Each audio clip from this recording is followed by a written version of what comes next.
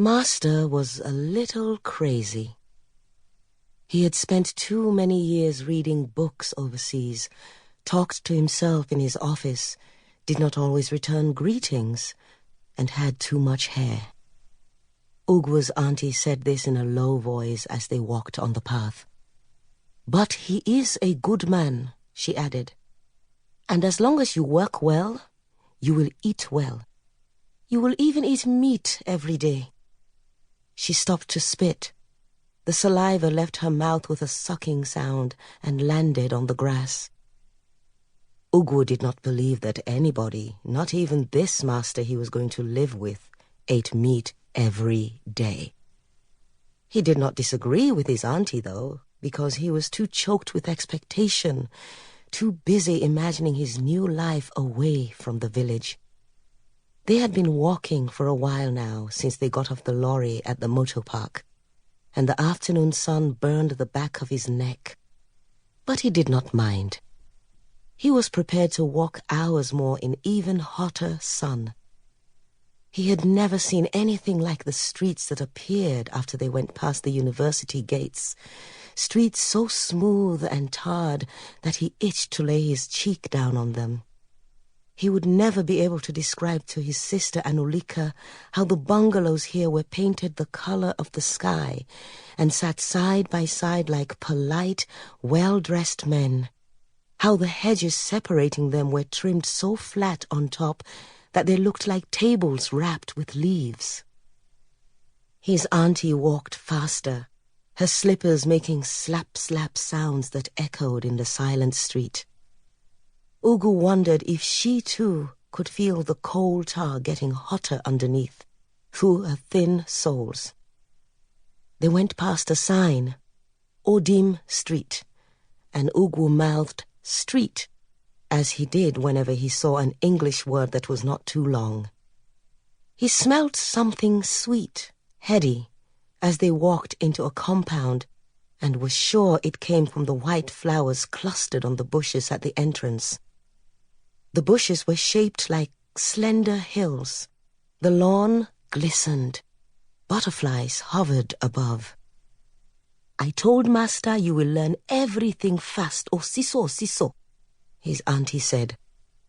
Ugwu nodded attentively, although she had already told him this many times, as often as she told him the story of how his good fortune came about. While she was sweeping the corridor in the mathematics department a week ago, she heard Master say that he needed a houseboy to do his cleaning, and she immediately said she could help, speaking before his typist or office messenger could offer to bring someone. "I will land fast, Auntie," Ugwu said. He was staring at the car in the garage. A strip of metal ran around its blue body like a necklace. "Remember what you will answer whenever he calls you is yes, sir. Yes, sir," Ugwu repeated. They were standing before the glass door. Ugwu held back from reaching out to touch the cement wall, to see how different it would feel from the mud walls of his mother's hut that still bore the faint patterns of molding fingers. For a brief moment, he wished he were back there now, in his mother's hut, under the dim coolness of the thatch roof, or in his auntie's hut, the only one in the village with a corrugated iron roof. His auntie tapped on the glass. Ugwu could see the white curtains behind the door. A voice said, in English, "Yes, come in." They took off their slippers before walking in. Ugwu had never seen a room so wide. Despite the brown sofas arranged in a semicircle, the side tables between them, the shelves crammed with books, and the center table with a vase of red and white plastic flowers, the room still seemed to have too much space. Master sat in an armchair, wearing a singlet and a pair of shorts.